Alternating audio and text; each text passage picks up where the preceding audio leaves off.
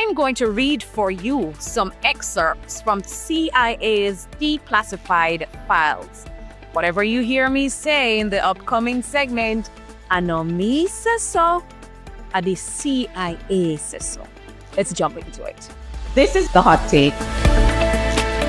This week, a tweet from Erica Virtue caught my eye. She mentioned in that tweet that the CIA will be declassifying information on the CIA's involvement in Jamaica between 1976 and 1980. So, I got you. So I got some information from the CIA that's already available to us. Let's jump into it. Leading up to the December 1976 election, there was a wave of shootings and arson terrorizing the Jamaican population. It says that in 1976, there was a fire on Orange Lane. A group of 50 armed paramilitary gunmen burned a block of tenements to the ground. Survivors who attempted to escape were forced back into the flames. Documents and weapons found in JLP leaders' possession outlined a plan for a US-backed military coup before the elections. The source of this? Counter Spy, Volume 3, Number 2, December 1976. So go find it for yourself and know what happened in 1976. In 1980, there was an escalation of political violence in Jamaica. Let's look at what happened at the Eventide Home Massacre, May 19, 1980. Mercenaries burned down a home for destitute elderly women, killing over 150 aged and infirm residents. Edward Seaga, then Prime Minister, downplayed the tragedy, only expressing sympathy for JLP supporters among the dead.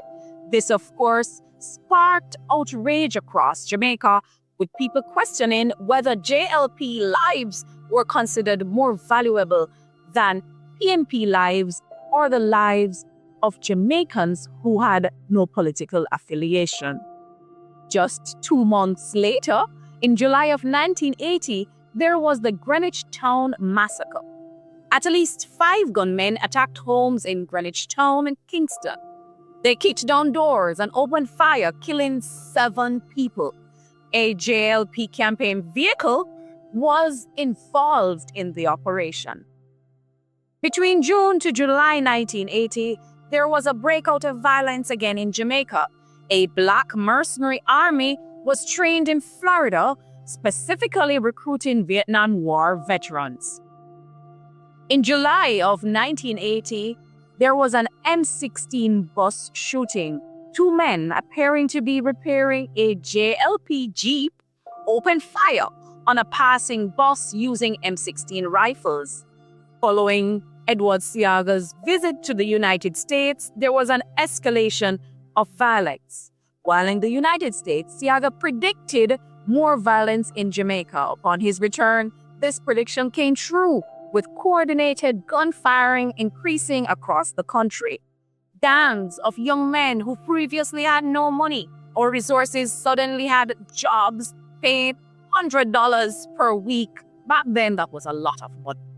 Motor scooters, firearms, and the death toll by July 1980 had risen dramatically.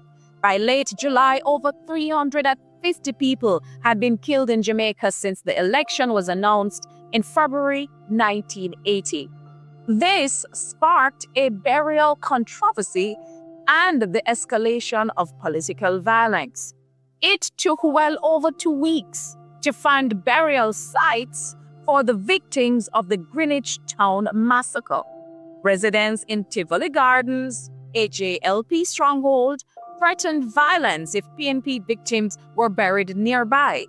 Funerals were moved to Number 5 Cemetery, Spanish Town, where grave diggers were attacked daily, requiring police protection. Church leaders had to intervene, urging citizens to recognize that political violence must end. What was the impact and the broader implications of this?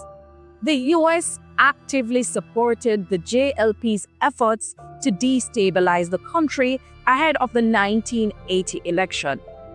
Seaga's connection to the US became evident, with violence conveniently aligning with his predictions.